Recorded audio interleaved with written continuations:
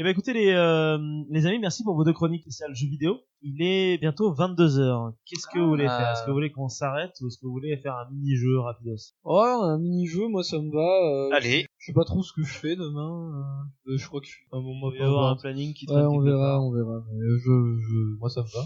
On saura vraiment où est-ce qu'on a dit tout le moment. Moi, je travaille là-bas.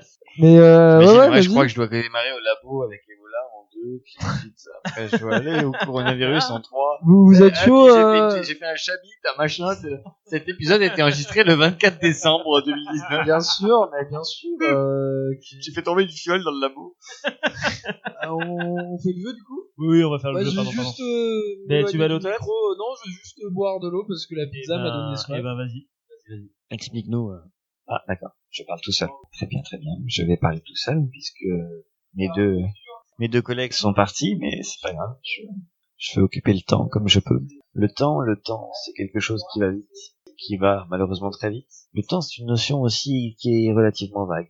C'est pour ça qu'on dit la diffusion du temps par les vagues. Et puis à la fois l'oscillation. Est-ce que l'oscillation des temps serait la même chose qu'une oscillation peut-être de sismographe ou alors peut-être une oscillation d'électrocardiogramme peut-être. Et si l'électrocardiogramme est alors plein, est-ce que ça veut dire qu'il n'y a plus de temps et donc du coup qu'on est foncièrement mort? Je ne sais pas. À vous. Eh ben ça m'a l'air passionnant ça, Raphaël. Merci pour ta nouvelle chronique incroyable. Merci beaucoup. J'avais le temps. Eh ben oui, visiblement. Bon écoutez les gars, on va se terminer tout ça par un petit jeu vachement sympa. Je crois pas que tu l'aies fait toi, Ben. Toi tu l'as déjà fait.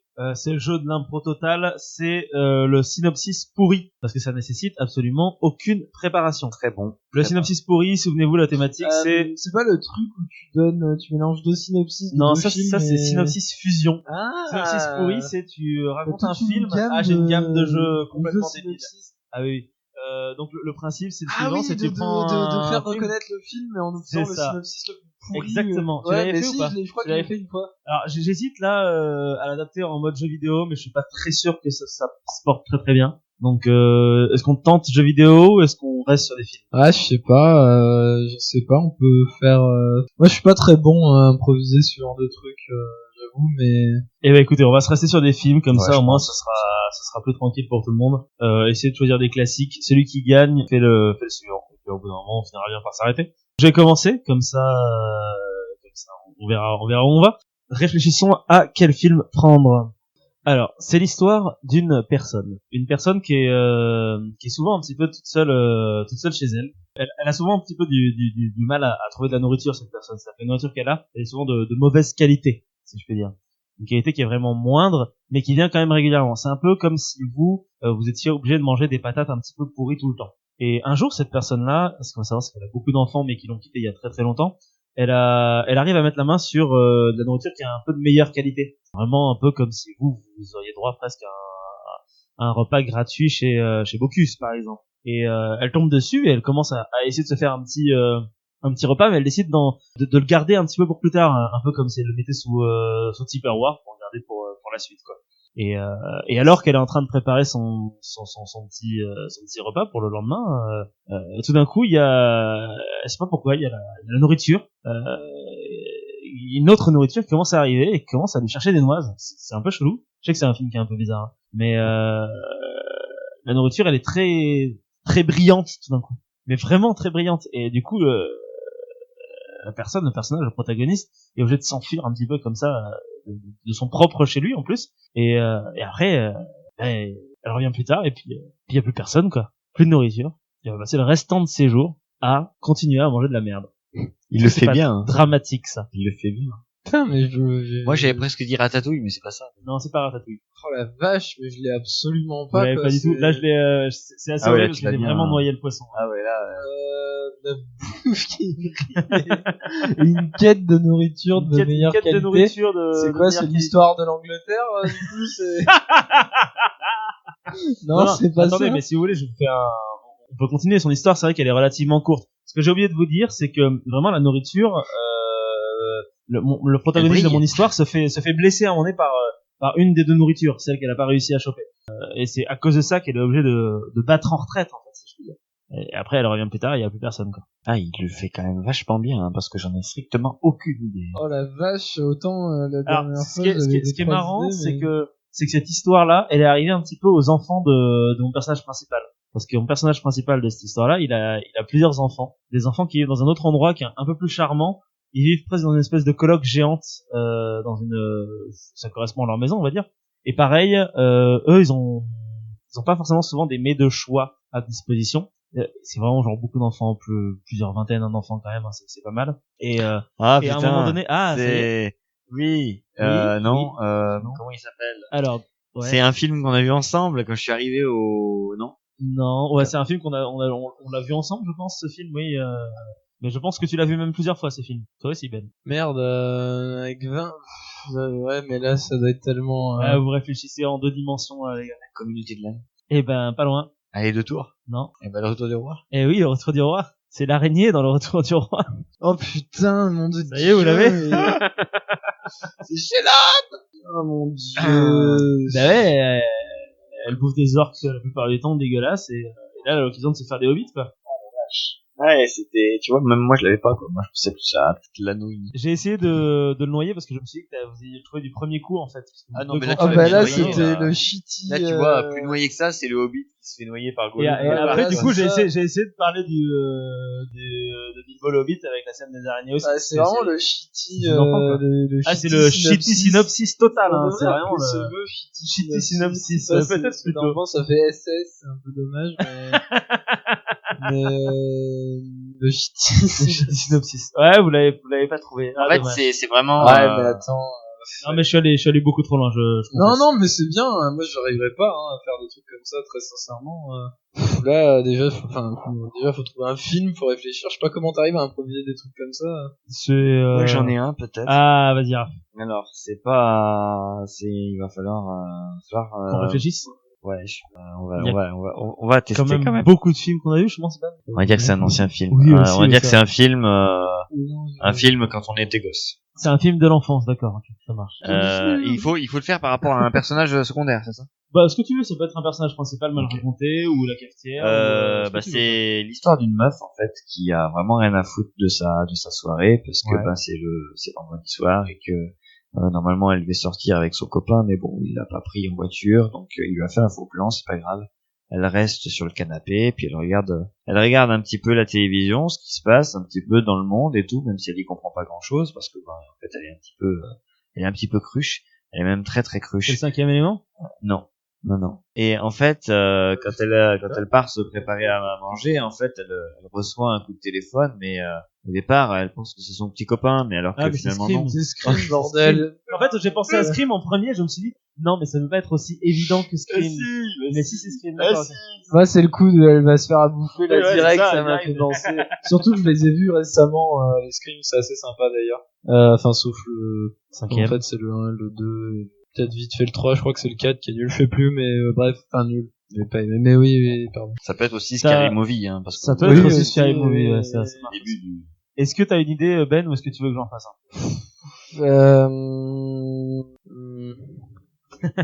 Le temps et les oscillations de l'espace. Non, vas-y, j'en fais un. Je suis trop mauvais. Alors, j'espère que vous l'avez vu aussi, celui-là, je sais pas trop. Alors, c'est l'histoire d'un personnage, un personnage un petit peu particulier qui a un boulot un petit peu bizarre. En gros, son boulot, c'est de rattraper des gens dans le sens où c'est presque comme s'ils avaient pas payé et du coup, il faut les rattraper pour qu'ils payent et les faire payer, en fait. C'est ça son principe. Quoi, ça, c'est Blade Runner? Ça pourrait être Blade Runner, mais non, c'est pas ça.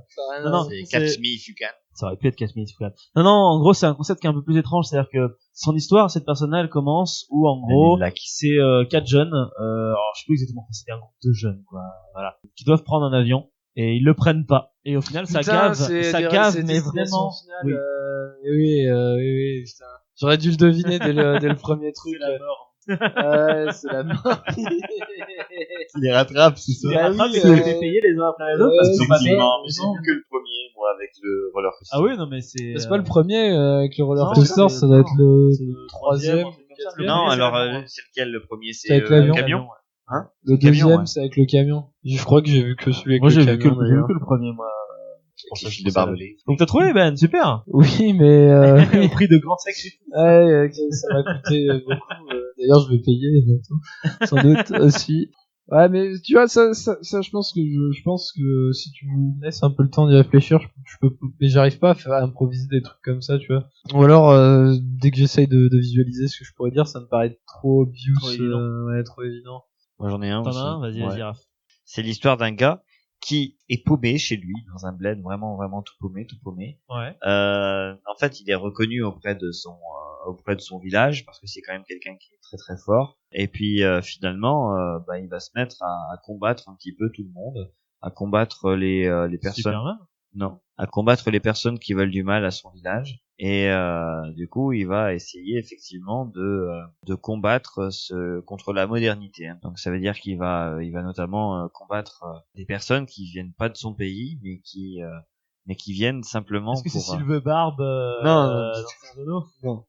qui viennent dans son pays pour le moderniser, alors que lui il a pas envie. Et donc du coup il va rentrer putain, dans c'est le dernier samouraï, mais oui. Mais... J'allais dire, et puis Évident. finalement il va faire une bataille dans la forêt et puis il va se faire tuer par un putain de blanc, quoi, un putain de yankee. Oui. Un salaud. Alors qu'il avait rien demandé. Et en plus de ça, il va se faire piquer sa femme. Et oui. c'est vraiment pas sympa.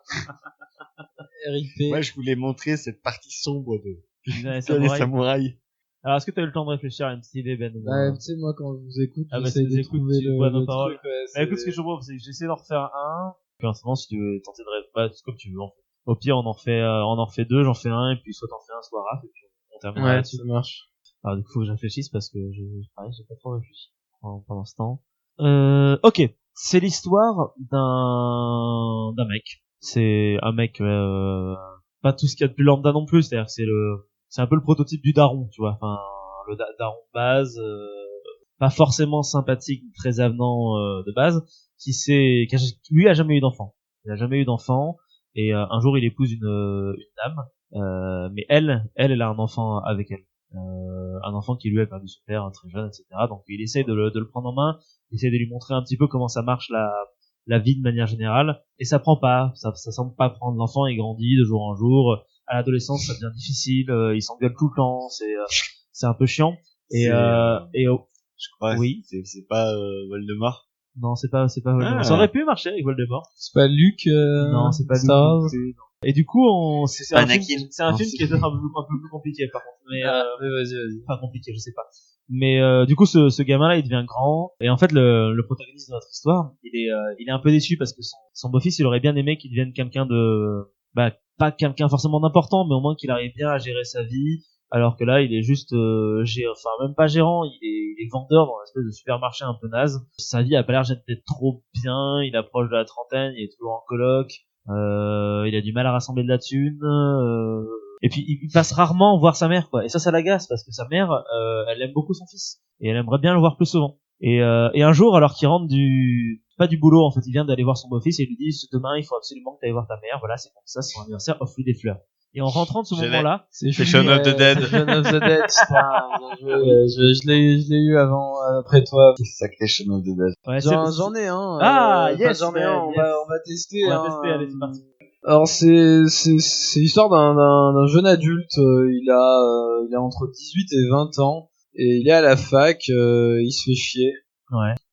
Il se fait chier, ça lui va plus, il vit à une époque qui est assez excitante et il veut faire autre chose, tu vois, il se passe plein de trucs dans le monde à ce moment-là.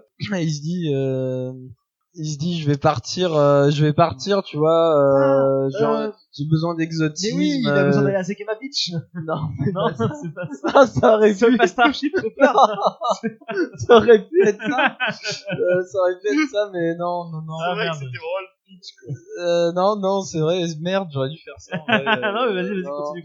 Il a besoin d'exotisme, il veut faire autre chose, tu vois, la fac, il se dit, je sers à rien, j'ai envie de faire autre chose, de servir à quelque chose. Du coup, il va s'engager dans une organisation et il part à l'étranger, dans un pays exotique, où il va rencontrer plein de gens, en fait. Lui, c'était un blanc, tu vois, il a toujours été avec des blancs chez lui, et là bon il se retrouve avec des blacks, avec Apocalypse Now, avec des non, il se retrouve avec des blacks, avec des gros rednecks, avec plein de personnes différentes en fait, de plein de milieux favorisés, éduqués, pas très bien éduqués, etc.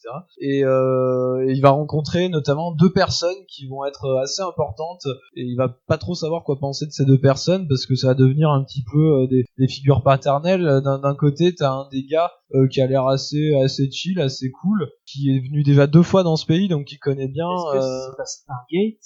Non, ça fait 2 fois qu'il vient dans ce pays, du coup il connaît bien le pays. Alors il est considéré un petit peu comme un frimeur du fait qu'il est déjà venu 2 fois dans le pays par l'autre figure paternelle, qui lui est plutôt un gros bourrin, voilà, qui voilà, d'un côté t'as un mec qui est un petit peu efféminé, un petit peu doux, et qui a beaucoup d'expérience, tu vois, qui est là depuis longtemps et qui peut lui apprendre plein de choses, qui est plus chill. Et de l'autre, il y a une figure un peu masculine mais qui est très rude, qui est très bourrin, enfin voilà. D'accord, ouais. Et ce voyage, en fait, ça va être l'occasion pour ce jeune adulte, eh bien, de faire plein d'expériences.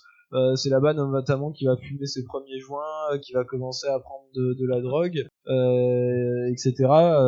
Bon, ça l'aide aussi parce que c'est pas une période facile, tu vois. Il est quand même là pour 1 an, quoi. Il est quand même là pour 1 an. D'accord. Et il doit y rester. Il a pas le choix. Il est obligé d'y rester. Et du coup, bah voilà, il va vivre dans cet endroit-là, dans ce pays exotique où il fait très chaud. Il va vivre avec ces personnes et il va en voir mourir il va en voir mourir quelques-unes. Et à la fin, voilà, il va réussir quand même à s'en sortir et il va retourner chez lui avec cette expérience. Waouh. J'ai envie de voir ce film. Je crois savoir ce que c'est comme film, mais je veux pas le dire parce que ça se trouve c'est peut-être celui que je vais faire après. Donc tu vois. Mais du coup, maintenant que tu dis ça, du coup on sait ce que tu vas je faire. sais pas si vous l'avez déjà. Ça se trouve vous l'avez pas déjà vu. C'est un film de guerre. C'est un film de guerre, C'est ouais. un film de guerre. Ah, mais c'est Orlando Bloom qui tombe. Non. C'est pas, je suis Ah non. C'est Platoon. J'ai pas vu Platoon. Eh ben, je me rends compte à l'instant que j'avais pas vu Platoon. Ça va. J'ai déguisé ça en expédition humanitaire. Mais en fait, l'organisation, c'est l'US Army. Mais écoutez, les gens qui t'écoutent verront s'ils ont trouvé ou non. Tu l'as vu, toi? Il est excellent. Il est vraiment très bien, Platoon. Enfin, il est cool. Dommage. T'en as un du coup, Raph? On terminera sur toi.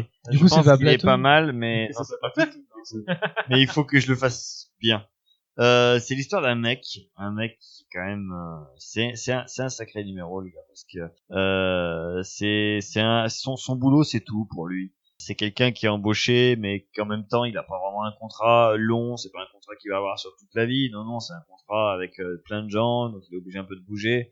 Puis là c'est vraiment sur la fin de sa grande notoriété parce qu'il était vraiment reconnu dans le milieu où il était, mais là ça commence à devenir un petit peu difficile. Donc il va accepter un plan pourri, mais ça il le sait pas encore, donc il va quand même l'accepter. Puis il va être vraiment en charge de faire en sorte que dans son prochain travail, ce sera vraiment lui qui derrière tirera les ficelles et qui va développer vraiment tout le sens au sujet de son nouveau travail. Mais le problème c'est que c'est un gars quand même qui est un petit peu con et puis il interprète mal les signaux. Non, c'est pas con. Il est en train de il interprète vraiment très mal les signaux et en fait il va flinguer énormément de budget de son entreprise, son partenaire, de son boss. Et le problème c'est que du coup ils avaient même pas la possibilité de faire une seconde fois ce qu'ils devaient faire et en fait il va rejeter ça sur la malcompréhension des gens qui l'entourent et puis sur le fait qu'il travaille pas avec des gens qui sont de son équipe, qui sont de son pays. Mais le problème c'est que ça me fait penser à Perceval dans Kaamelott. Il en a un peu rien à foutre parce que finalement une fois que son travail c'était vraiment à chier, il va quand même essayer de faire en sorte que tout le monde parte vraiment en beauté dans son nouveau travail. Donc ce qu'il va faire, c'est qu'il va installer plein de choses dans une petite forêt et puis comme ça au moins ils vont pouvoir réaliser ce qu'ils voulaient faire comme prise et puis au risque vraiment de tout faire péter, mais lui au pire ça fera redémarrer sa carrière. Après c'est vrai qu'il a quand même vraiment merdé sur une scène de son boulot parce que comme ça il s'occupe des films et il s'occupe surtout c'est un mec qui fait des films du coup. Et il s'occupe surtout de tout ce qui est explosion dans les films et donc du coup là ça y est, c'est Tropic Thunder, c'est le gars des effets spéciaux. Putain, oh là là, je l'ai eu que à la fin quand t'as parlé de c'était un mec qui faisait des films. Ah ouais, c'est pour ça que je l'ai orienté quoi. Ouais, c'est marrant. Bien joué Raph, bien joué aussi Ben. C'est toi qui m'as fait découvrir. Oui, c'est vrai, c'est moi qui t'ai fait fan de Thunder. Excellent. Putain, l'aviation, merde. C'est pas la première fois qu'on aborde Tropic Thunder dans cette émission. Je crois qu'on l'avait déjà abordé dans l'épisode 15, si je me souviens bien de mes montages très rapidement, où on avait parlé de la scène du mec qui joue le rôle d'un mec, et c'est plus quel mec il est. Enfin bref. Si vous vous êtes autant amusé que nous en écoutant cette vidéo, moi je vous conseille très fortement d'aller checker un petit peu partout sur la chaîne parce que vous y trouverez plein de jeux similaires, d'autres jeux un petit peu différents également. Quoi qu'il en soit, moi je vous propose de vous abonner, de partager, de mettre un petit pouce bleu et de nous suivre sur les réseaux sociaux. À très bientôt.